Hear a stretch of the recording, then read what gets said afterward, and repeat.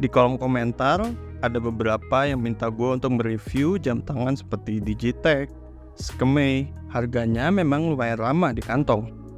Tapi kenapa nggak pernah gue bahas? Oke, mari kita bahas di episode kali ini ya.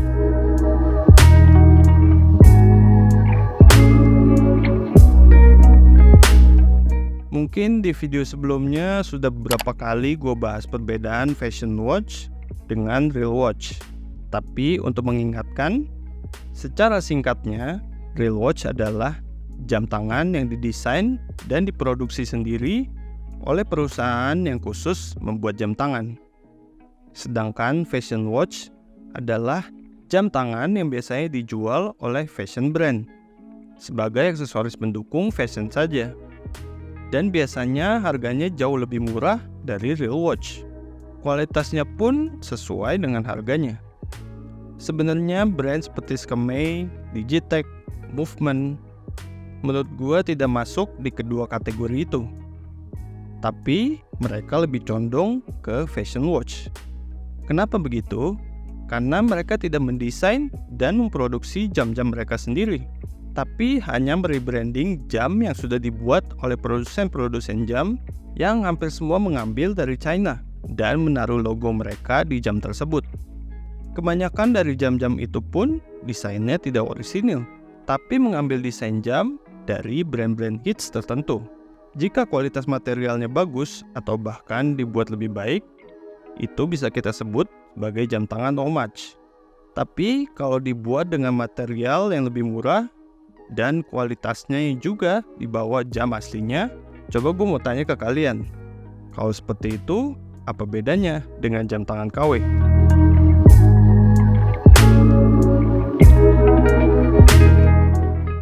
Oke, mungkin kalian bertanya-tanya, apa iya sih? Coba kita lihat beberapa contohnya. Kita lihat model dari G-Shock GA110GB1A yang ada di harga 2 jutaan. Dan dengan fitur-fitur yang beragam. Kemudian coba kita bandingkan dengan model yang dikeluarkan oleh brand Digitech, Skeme, dan yang gue cari dari Alibaba. Mirip atau mirip? Kalau kita lihat di Alibaba, bahkan harga dari jam ini tidak sampai 100.000.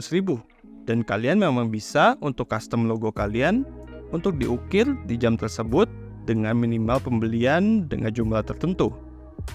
Jadi kalau kalian mau membuat usaha seperti Skeme, kalian pun bisa. Kalau kalian bisa memenuhi persyaratan itu.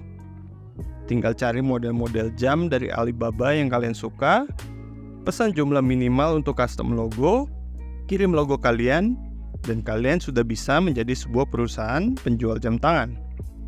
Kalau dikira cuma satu dan ini kebetulan, coba kita lihat lagi dari model lainnya.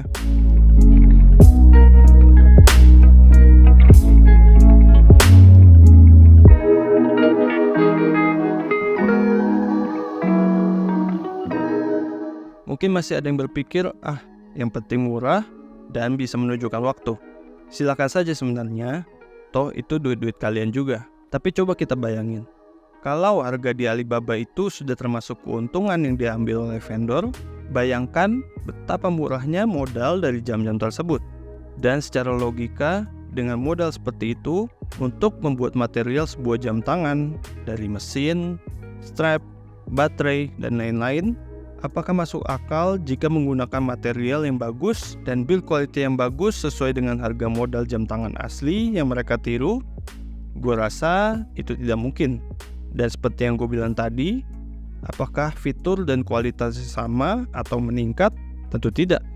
Salah satu contoh yang paling terlihat adalah tingkat water resistance-nya yang jauh berbeda. Yang G-Shock mempunyai water resistance hingga 200 meter, tapi yang Skeme hanya 5 atm. Bukan hanya kualitas dan harga, bahkan dari sisi sejarah dan rekam jejak, tentu brand seperti Casio, Timex sudah sangat terbukti dari sebuah lini dan tidak perlu diragukan lagi kualitasnya. Bahkan artis-artis besar pun memakai jam tangan Casio yang harganya sangat tidak sebanding dengan penghasilan mereka yang triliunan. Hal ini karena nama brand jam ini yang sudah sangat superior walaupun bukan brand jam tangan luxury. Gue nggak anti dan gak meragukan brand-brand baru yang mulai merintis. Justru gue pengen mendorong brand-brand baru untuk bersaing dengan brand besar. Dan itulah yang dilakukan oleh microbrand. Memproduksi jam tangan original dengan kualitas yang baik, tapi dengan jumlah yang terbatas. Bukan hanya merebranding jam yang dibuat secara massal dari Alibaba.